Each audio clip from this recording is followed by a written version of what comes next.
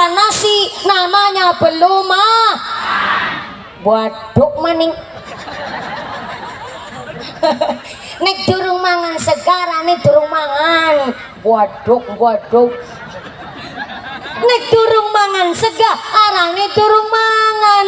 Lah Pak Presiden makannya nasi dasarnya dari beras dari gabah, sing nganggur gabah petani. Berarti ternyata sampai presiden pun sing disodakoi, ternyata Pak Presiden dar nasi, Pak Presiden disodakoi nang petani. Tepuk tangan dulu dong.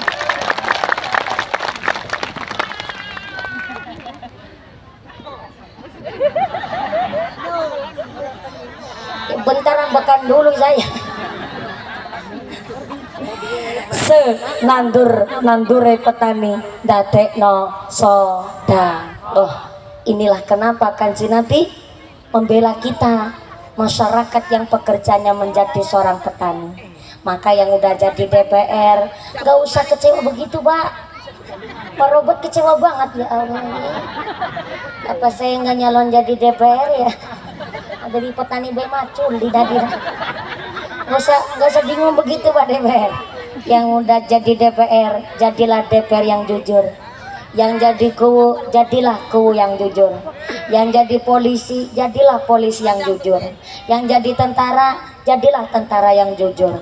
Jangan udah pokoknya sholat 5 waktu, ora korupsi, cukup gitu. Saya ulang. Enggak usah mau sholat tahajud, Pak. Biar yang sholat tahajud para kiai. Saya ngomong beneran, Pak.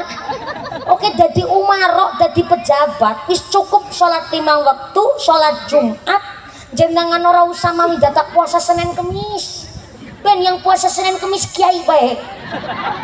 Kuwu DPR sholat 5 waktu, sholat Jumat, ngelakoni dadi jujur, dadi wong sing ora gelem korupsi, wis cukup. Wih, kayak gotok bae wis cukup.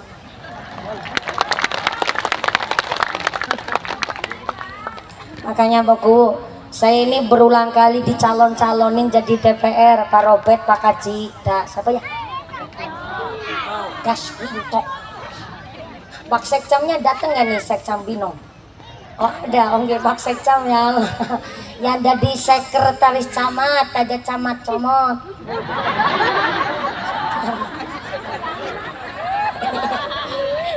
Kalau camat Compreng mah udah sering ketemu saya. Mana nih, datang nggak nih Mas Camat Compreng? Iya, sebelah sana ya Allah. Ketemu lagi nih Pak Camat.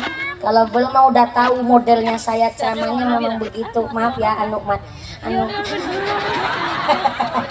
Tenang Pak Camat Compreng, nanti amplopnya saya bagi dia. Ya Pak Camat, amplopnya saya isi nih. Selalu ada Nabi Muhammad.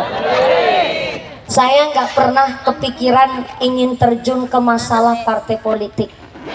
Walaupun saya ini berulang kali kemarin saya dicalonkan di DPR RI, saya nolak.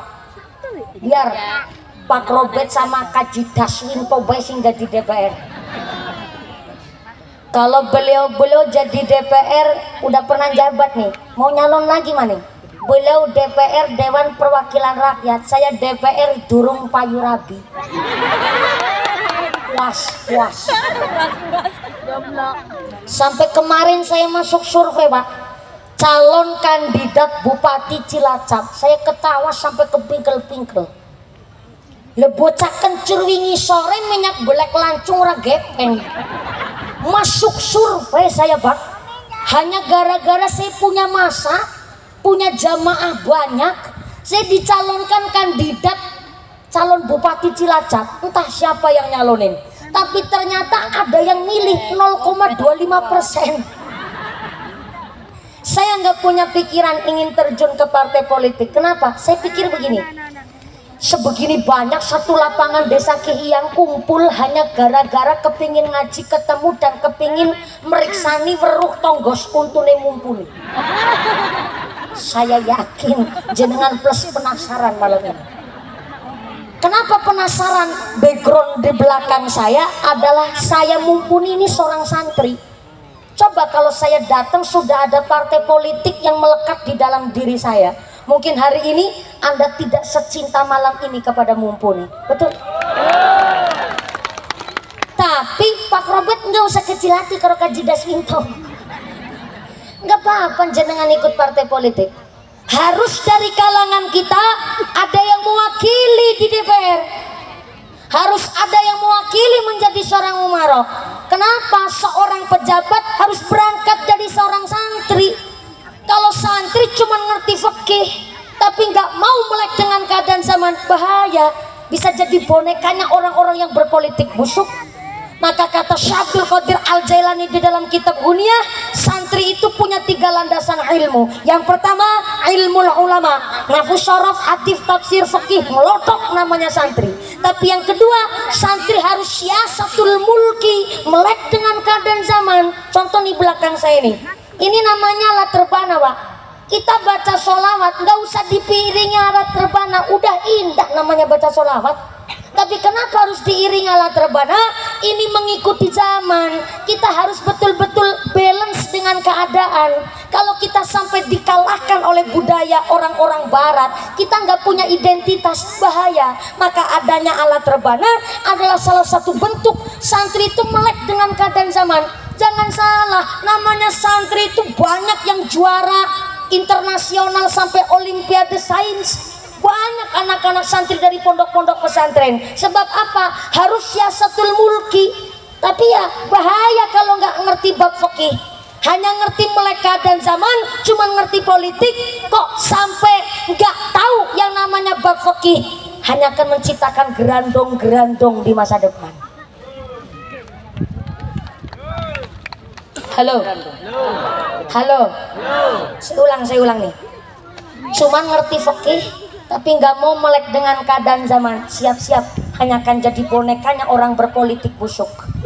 Dan sebaliknya, hanya ngerti politik nggak mau ngerti apa itu pendidikan dasar agama, siap-siap hanya akan menciptakan gerandong-gerandong di masa depan. Siapa gerandong-gerandong di masa depan? Nah, aspal diuntal, besi dilek, semen diuntut, jembatan dikerikiti, sampai kadal diuntal. Kenapa kok sampai rakus korupsi, padahal makan hanya pakai nasi, sayur tempe, sayur kangkung aja perut kenyang? Kenapa harus korupsi? Karena nggak tahu ilmu. Singapura negara secuil, tapi kenapa Singapura bisa jadi negara maju? Karena orang Cina di Singapura sangat-sangat takut sama orang Melayu asli Singapura. Ada yang ditakuti, maka negaranya maju. Cina negara terpadat di dunia. Saking padatnya mampu menjalankan menjadi misi negara maju karena di Cina pejabatnya ketahuan korupsi langsung dihukum mati, maka negaranya maju karena ada yang ditakuti. Tapi di Indonesia kenapa belum bisa jadi negara maju? Karena di Indonesia jarang yang ditakuti. Pejabat dilantik di bawah kitab suci Al-Quran, tapi setelah jadi pejabat tetap korupsi. Berarti karena Indonesia Al-Quran berat diwedeni.